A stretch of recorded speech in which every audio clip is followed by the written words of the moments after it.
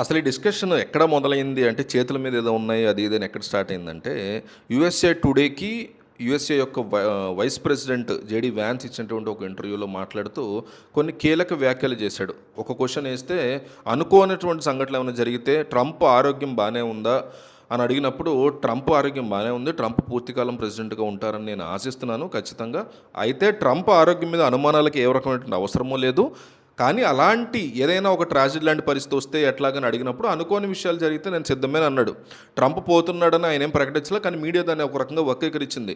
అనాల్సినటువంటి అవసరం కూడా లేదు ఆ మాట. అంటే అంటే చాలా ఇండైరెక్ట్గా కాస్త అంటే హీ విల్ లివ్ అంటే నేనే మన ఇండియాలో ఆ కైండ్ ఆఫ్ ధైర్యం ఏం చేయరు. కానీ ఇప్పుడు మోడీ గురించి, రాహుల్ గాంధీ గురించో ఆ పార్టీకి సంబంధించిన వాళ్ళు మా అధినాయకుడికి ఏమన్నా అయితే నేను చూసుకుంటా అనే మాటను అనే ధైర్యం ఇక్కడ చేయరు. కానీ అక్కడ చాలా నార్మల్గా మాడతారు కాబట్టి ఆయనకి ఏమన్నా అయితే దాని గురించి కంగారు పడకలని నేను చూసుకుంటామని చాలా నార్మల్గా వాళ్ళు మాట్లాడేస్తారు. సో మీరు చచ్చిపోతున్నారంట కదా అని తెలుగులో అంటే మీరు చచ్చిపోతున్నారా అనే పదాన్ని వాడడానికి కూడా ఆలోచిస్తాం, భయపడతాం కూడా. పెద్ద నేరం చావు అనే పదం తీసుకోవడం చాలా అపశకనంగా ఫీల్ అవుతాం. కానీ వెస్టర్న్ కల్చర్లో చాలా నార్మల్గా సివిలైజేషన్లో అది మాట్లాడుకుంటారు ఉన్న పరిస్థితులు బట్టి. సో ఇప్పుడు తెలంగాణలో గారు అనేటువంటి పదం, అండి అనే పదం పిలవరు, మీరు అని కూడా పిలవరు, నువ్వు అని పిలుస్తూ ఉంటారు. సో ఇట్లాంటివన్నీ మనం సహజంగా జనరల్గా చూస్తూ ఉంటాం. కానీ ఆంధ్రప్రదేశ్లో అట్లా అంటే ఫీల్ అయ్యే పరిస్థితి ఉంటుంది. సో అందువల్ల ఇట్లాంటి కల్చర్ డిఫరెన్సెస్ ఉన్నప్పుడు వాళ్ళు మాట్లాడే థింగ్స్. అట్లాగే ఈ మధ్య కాలంలో ఎక్కువగా ట్రంప్ చర్మం మీద వాళ్ళు రావడానికి కారణం ఏంటంటే ఎక్కువగా స్టెరాయిడ్స్ వాడుతున్నాడు, స్కిన్ రిలేటెడ్ ఇష్యూస్ ఉన్నాయని చెప్తున్నారు. అందువల్ల అతను వాడాడని కింద చేయి దగ్గర మచ్చ మీద ఎప్పటి నుంచో కూడా చర్చ అయితే నడుస్తుంది. వైట్ హౌస్ కూడా దాని మీద విచిత్రమైన ఎక్స్ప్లెనేషన్ ఇచ్చారు. ఈ మధ్య ఆయన చాలామందిని కలుస్తున్నారు, కరచాలనం షేక్ హ్యాండ్స్ ఎక్కువ ఇస్తున్నారు ట్రంప్, అందువల్ల ఆయనకి ఒత్తిడి ఎక్కువై అట్లా వచ్చిందని కూడా మాట్లాడింది.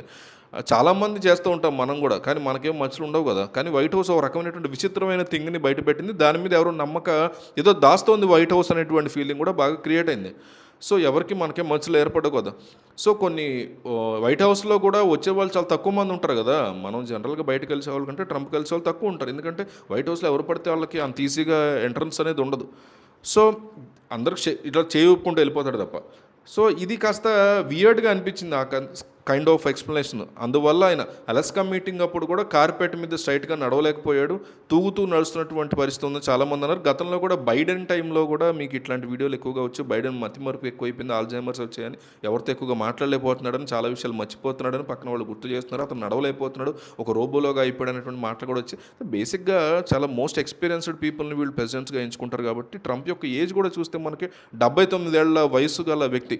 సో ప్రెజెన్స్ ఆఫ్ మైండ్ కూడా ఆ టైంలో ఉండడం అనేది కాస్త పెద్ద విషయం. 79 ఇయర్స్ తర్వాత కదలరు, మెదలరు, మోకాళ్ళ నొప్పులు, ఎప్పుడు పోతామో తెలియదు అనేటువంటి పరిస్థితిలో ఉంటారు. మన ఇళ్లలో కూడా మనం చూస్తూ ఉంటాం.